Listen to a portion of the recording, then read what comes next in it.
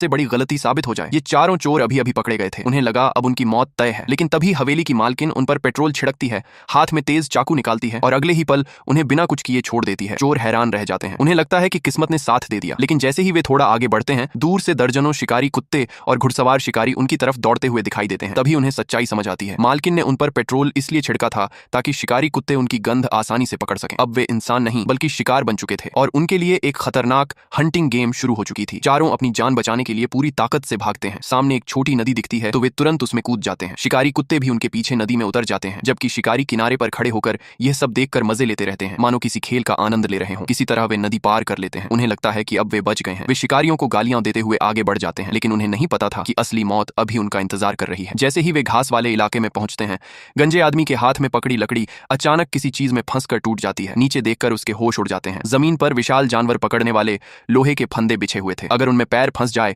तो इंसान या तो हमेशा के लिए अपाहिज हो जाए या वहीं मर जाए। डर के मारे वे बहुत संभल कर आगे बढ़ते हैं, लेकिन तभी पीछे से घोड़ों पर सवार शिकारी उन पर टूट पड़ते हैं। अब उनके पास सोचने का भी समय नहीं था। वे पूरी ताकत से भागते हैं और आखिरकार हवेली की ऊंची दीवार तक पहुंच जाते हैं। 3 लोग किसी तरह दीवार पर चढ़ जाते हैं, लेकिन गंजा आदमी फिसल कर नीचे गिर पड़ता है और सीधे लोहे के फंदे में जा फंसता है। उसके साथ ही अपनी जान जोखिम में डालकर वापस नीचे उतरते हैं। दोनों मिलकर फंदा खोलते हैं और किसी तरह उसे बचा लेते हैं। वे फिर से दीवार पर चढ़ने लगते हैं। तभी सबसे पीछे चढ़ रहा टोपी वाला आदमी शिकारी कुत्तों के हत्थे चढ़ जाता है। एक कुत्ता उसकी टांग पकड़ लेता है, फिर दूसरा उसकी जांघ में दांत गड़ा देता है। कुछ ही सेकंड में पूरा झुंड उस पर टूट पड़ता है। दर्द से उसकी चीखें पूरे जंगल में गूंजने लगती हैं और देखते ही देखते वह कुत्तों का शिकार बन जाता है। अब तीनों अपने सबसे अच्छे दोस्त को हमेशा के लिए खो चुके थे। उधर शिकारी उसकी लाश को ट्रॉफी की तरह हवेली में लेकर आते हैं। लाल शराब के साथ अपनी जीत का जश्न मनाया जाता है। इतना ही नहीं, हवेली की मालकिन अपने बेटे के चेहरे पर मारे गए शिकार का खून लगा देती है। क्यों? क्योंकि उनके परिवार की परंपरा थी कि शिकार का खून उन्हें और ताकतवर बनाता है। इधर तीनों दोस्त जंगल में रास्ता भटक जाते हैं। तभी उन्हें पास से कार के इंजन की आवाज सुनाई देती है। वे तुरंत एक चाल चलते हैं। उनमें से एक महिला सड़क पर बेहोश होने का नाटक करती है। जैसे ही हवेली का बटलर उसे देखने नीचे उतरता है, बाकी दोनों पीछे से हमला कर उसे बेहोश कर देते हैं। वे कार में बैठकर भागना चाहते हैं, लेकिन किस्मत फिर धोखा दे देती है। कार की चाबी अंदर थी ही नहीं।